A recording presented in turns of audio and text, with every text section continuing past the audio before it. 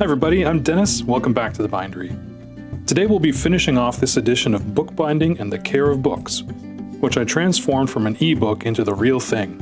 I'll be giving this copy away on my Patreon very soon, so if you haven't joined yet to get your chance, be sure to click the link at the end of the video. For now, let's pick up where we left off last time and get this book finished. The spine lining is all dry, so technically the binding is done. What's left is to create a separate cover to enclose the book, or what in the trade is called a case. Douglas Cockerell, who wrote this manual, didn't think much of cased books. The ordinary cloth binding of the trade is better described as casing. In casing, the boards are covered separately and afterwards glued onto the book. Very great efforts have been made in the decoration of cloth covers, and it is a pity that the methods of construction have not been equally considered. If cloth cases are to be looked upon as a temporary binding, then it seems a pity to waste so much trouble on their decoration. And if they are to be looked upon as a permanent binding, it is a pity the construction is not better. Despite that, I am going to make a case for this book, and hopefully his ghost won't think too little of the construction. The case begins with 2 pieces of gray board. These are 2 millimeters thick, which matches the depth of the shoulders as you can see here. The boards are long grain, of course, and I need to cut them down to their exact finished dimensions. I'll first check each one for squareness, and they both look good. If they were out of square, I'd have to trim them first. I'll then measure the height of the text block at the spine and foredge, and I'll add 6 millimeters to the longest measurement to allow for a 3 millimeter overhang at each end, which is called the square. Both boards get cut to that length, and I take care to make my measurement from the square end.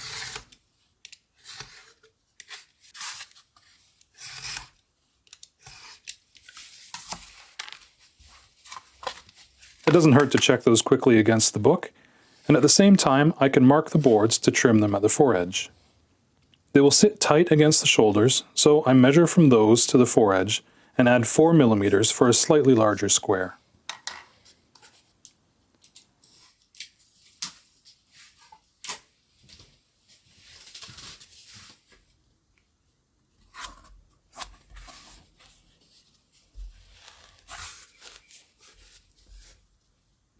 With the boards cut to size, I need to determine the measurements for the cloth portions of the case. I want to showcase as much of the marbled paper sides as possible in the finished book, so I'm using 1/5 of the width of the book as a guide rather than the more traditional 1/4. To determine the overall width of the piece of spine cloth, it's easiest to put the book and boards into the finishing press. That way I can use a bit of scrap paper to wrap around the spine at the widest point, which is along one of the support tapes. I make marks at the line for the cloth, the edges of the board, and the corner of the shoulder on both sides. This gives me an accurate template with which to proceed. I'll first cut a portion of book cloth for the spine and corners. This is a natural finish cotton cloth backed with paper.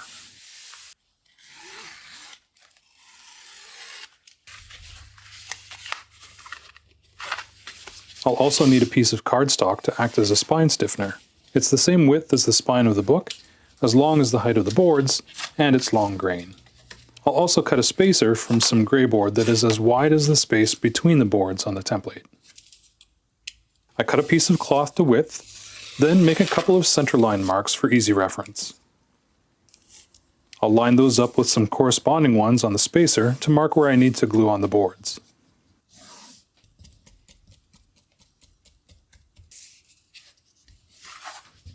I start on just one side and carefully align the board with the mark.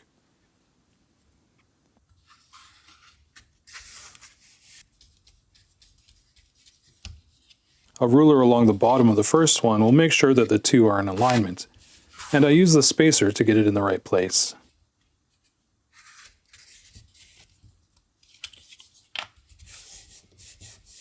I'll then put that under a bit of weight for a few minutes to allow the glue to dry and really grab hold.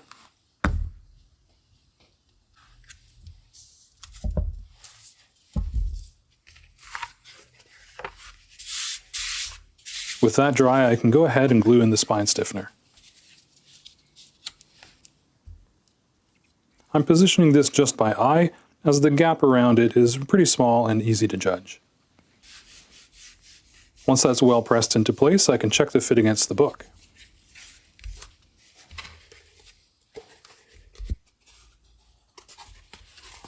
And, well, this cover's fitting a little bit too snug, so I'm going to try and rescue it by just trimming off 1 millimeter of the board on the inside, which is tricky because I don't want to cut through the cloth.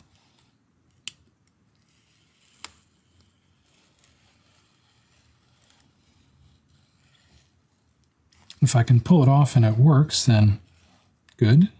Otherwise, I'm going to have to remake it. So if I screw up and cut through it, there's no real loss. So might as well give it a shot.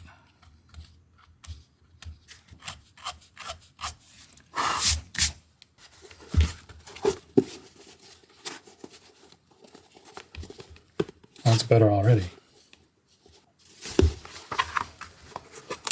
Okay, let's try the other one.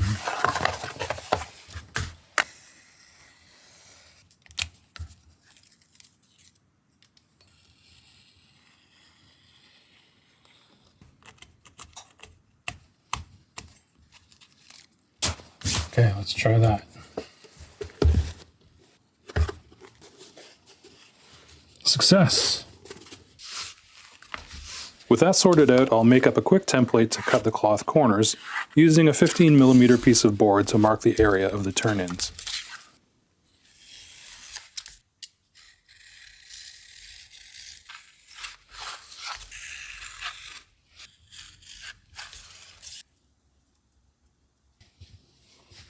I can then get those all applied to the front of the case before using the same piece of board to trim the ends of the spine cloth. This little gauge is handy for mitering the corners. It only takes a few minutes to make, and it really takes the guesswork out of it, so it's well worth it. I think I learned how to make it in a video by Glenn Malkin here on YouTube. You should definitely check him out. With all the cloth trimmed and ready, it's a simple matter of gluing out and turning in.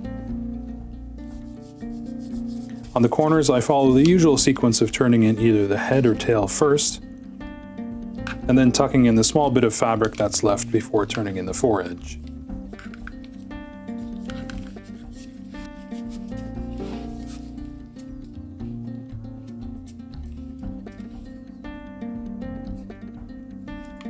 There's a better view of that coming up in just a moment.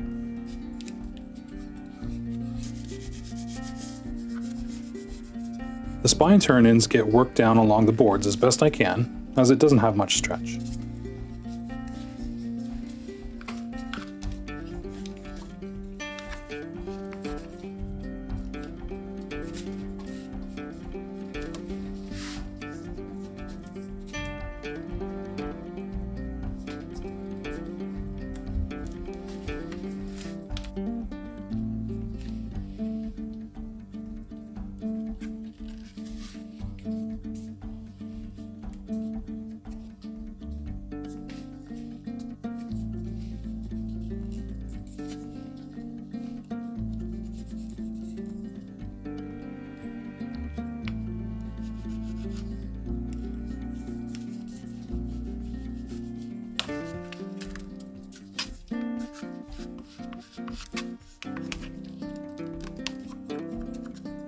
I'm pretty confident that the glue has grabbed and held pretty well on all of those, but just to be safe, I'll put the case under some weight for a while.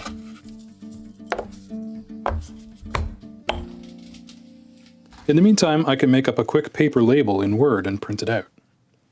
This is Daz bookbinding's technique, and I like it for its speed and practicality. Old Mr. Cockerell wouldn't want me futzing around with handle letters on a mere cased binding, after all. I made 3 versions to choose from, and then cut out the one that I liked best. By this time, the case is ready to go. The label will be positioned towards the top of the spine and across the full width of the cloth. The marbled paper on the sides of the boards will go over top of the label paper, though I think I'll trim it down a bit first, just a little wider than the spine cloth. Before I glue the label on, I thought it best to make a temporary filler to support the spine area. It'll give some support when I get to pressing the label down with the bone folder later. The PVA glue should do a good job of securing the label, even over the relatively coarse cloth. Oh, and the paper grain of the label is parallel with the spine as usual, as evidenced by the slight curling.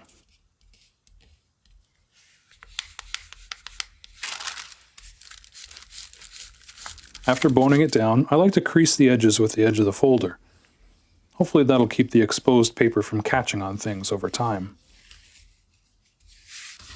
You saw the marbled papers that I have a moment ago, but before I put them on the case, I want to wax and burnish them. For that, I'll need my lithostone and agate burnisher. Basically what I'm doing is crushing the paper between two rocks.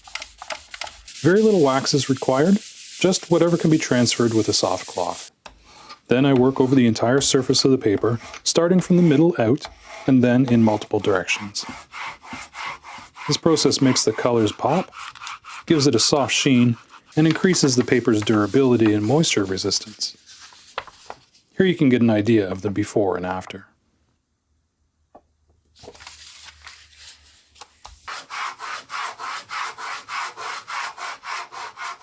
I want the paper to slightly overlap the cloth, so I'll add a reference mark to work off of.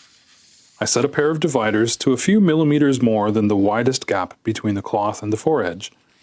Then I make impressions in the cloth at either end. These get joined up with a crease, to which I'll try to align the marbled paper. This is preferable to marking the cloth with a pen or pencil, which could wind up being seen in the final product. As luck would have it, my corner trimming guide is also the perfect size to crease the cloth corners as well. I didn't know it was a multi-purpose tool before this, so that's a little bonus. I'll have to remember that one. Now I need to trim the marbled paper to fit between those layout lines. I position it first along the spine, taking care to keep the turn-ins even. I'll then place a weight on it to keep it from slipping out of position. I've got a lot of excess, so I'll just quickly lop that off, and then I can carefully fold back the corners to the other layout lines.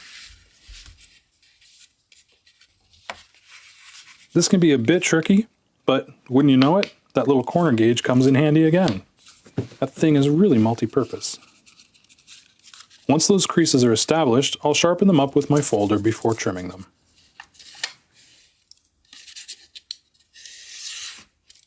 If I've done it right, I should be left with a perfectly custom fitted side paper.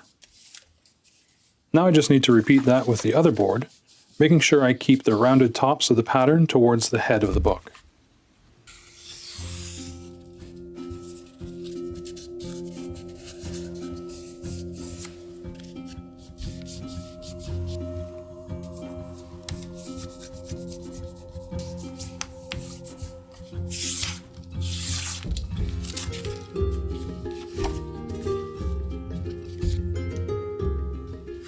Again, I'm using straight PVA here, though mix could be a good choice for this, as it can be fiddly getting the paper lined up. I haven't got any at the moment though, so I guess I'll just have to live dangerously.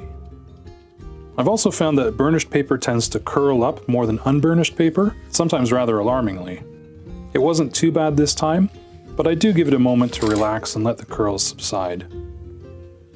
This glue does have a little bit of slip, which gives me a moment to guide the paper into position, even after the initial contact. Using the edges of my hands to press it down not only puts pressure over a larger area, but it keeps my gluey fingertips off the book too. As I finish it with the bone folder, I do my best not to squeeze glue out onto the cloth, which I know from experience is all too easy to do. Before moving on to the other side, I'll get the turn-ins done.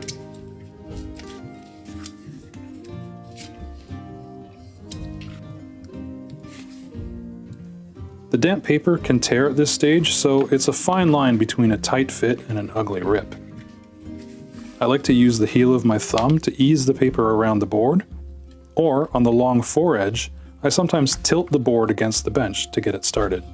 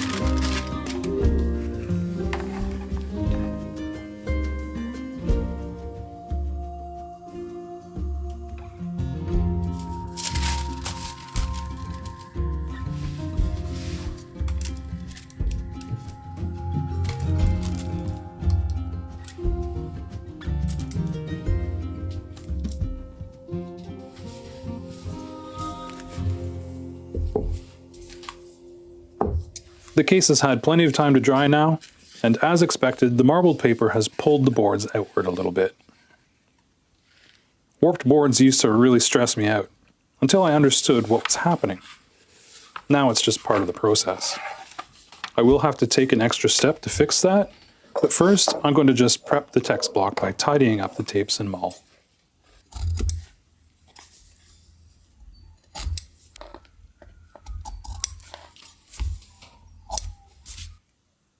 Normally I wouldn't have to take any extra measures to counteract the warped boards. The paste downs would usually take care of that, pulling the covers back in as they dried. But if you remember, I used handmade paper for the end papers, which doesn't have a grain direction, and might not exert enough pull to bring the boards back in. So to make sure, I'll add some infills, not to level the insides of the covers, but simply to straighten them out. For that I'll use some Permalife paper, which I know from experience usually stretches by about 1.5% of its width, which is about the same as the marbled paper. It should have no problem bringing the boards back in.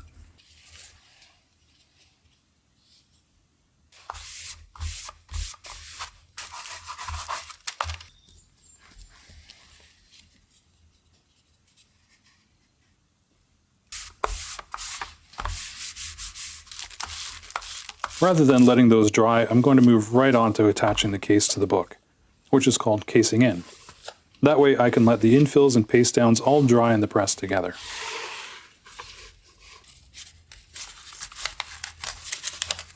The waste sheets have done their part, but it's time for them to go. Including all those little extra bits. I'll then take care to apply glue well under the tapes and mull, and work those down into the shoulder.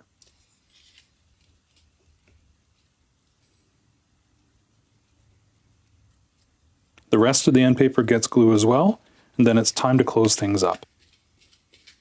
A plastic sheet will keep any moisture from creeping into the text block. It's critical I have the text block perfectly aligned in the case, and that nothing shifts out of position as I close the cover. I make sure the board is snug against the shoulder.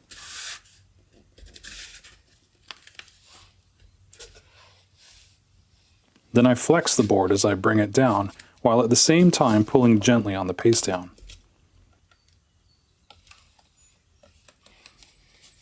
As tempting as it may be, I don't open the book back up, as that might pull the paste down off. I just need to have faith that it all worked. Gluing down the other side is exactly the same, with the added benefit that the text block is much less likely to slip out of alignment now that one side has been glued.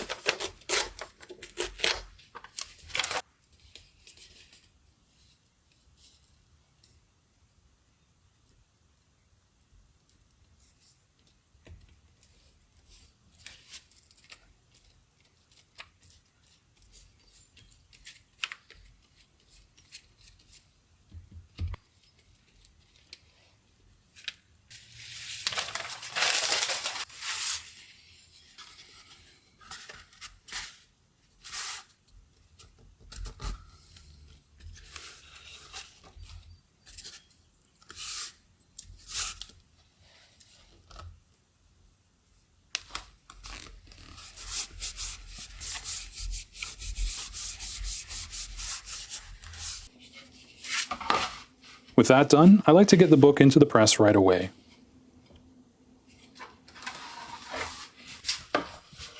I try to position it directly under the press screw, but in this case with just a gentle hug rather than full pressure.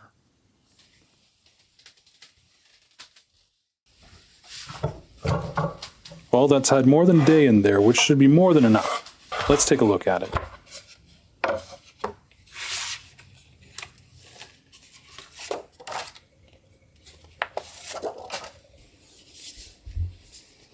The squares look good, and the paste downs are nice and smooth. Those are always my main concern with cased bindings. I can see the outlines of the tapes and mull under the paper, but I rather like that, and I think it's part of the charm. I did goof on one thing, though. I didn't anticipate just how much that handmade paper would stretch. It's sticking out past the text block, which I don't like. I'm going to have to try and fix that. If I'm very careful, I should be able to trim through the paste down without cutting into the cloth or marbled paper. I'm using hardly any pressure at all and really trying to read the feedback through the blade to feel if I'm getting close to the underlying layers. Once I feel I'm close, I'll moisten the edge with some plain water in a watercolor marker. Then I'll switch to a micro spatula to pick away the excess. It's tedious and slow, but it'll be a good lesson for me to pre-trim my paste downs next time, especially if I use this paper again.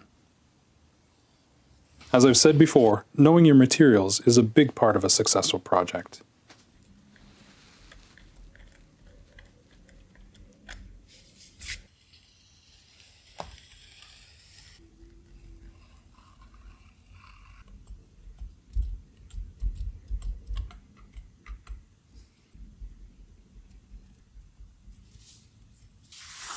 Well, those came up about as well as I could have hoped, so the binding's now complete, but this book isn't quite ready to be sent out into the world just yet. It still needs to be opened for the first time. Believe it or not, there is a right way and a wrong way to first open a book. The right way is to open both the front and back covers with the text block upright.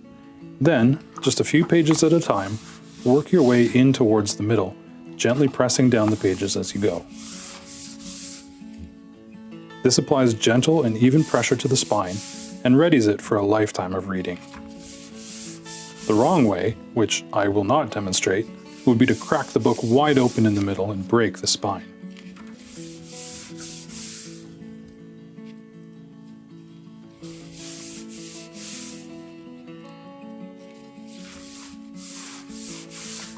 And finally, there's one more thing, which I don't normally do, but in this case I think I really should put my mark on it. I'd love to get a custom brass tool for this, but for now my rubber stamp will have to do.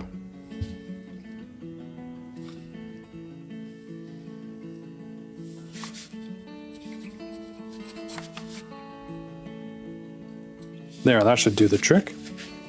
Now it's ready to go off to its new owner, whoever that may be. Maybe even you. But in order to have a chance at it, you need to head over to my Patreon, where the giveaway will be happening very soon.